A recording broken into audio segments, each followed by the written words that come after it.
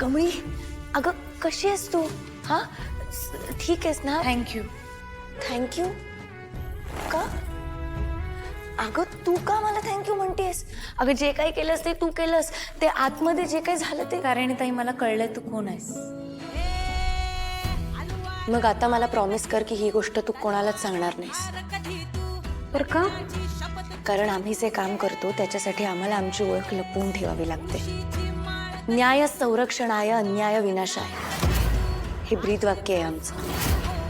गुन्हेगारांचा खरा चेहरा जर लोकांसमोर आणायचा असेल, अन्याय थांबवायचा असेल, तर आम्हाला आमचे चेहरे लपवावे लागतात. न्याय व्यवस्थेच्या आणि पोलिसांच्या सावलीखाली काम करत असतो आम्ही.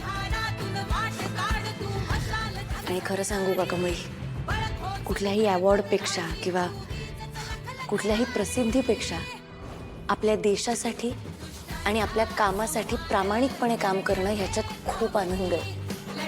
तो आनंद मी तुला शब्दात नाही सांगू शकत.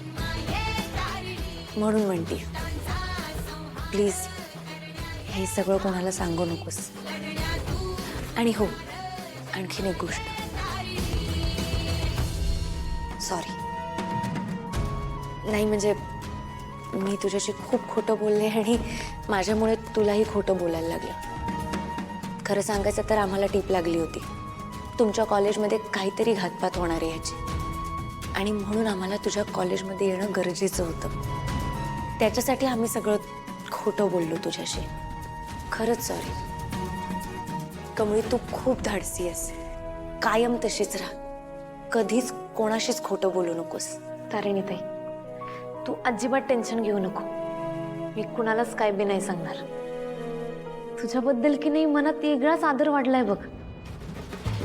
खरंच देवी तुळजाईसारखी आहेस.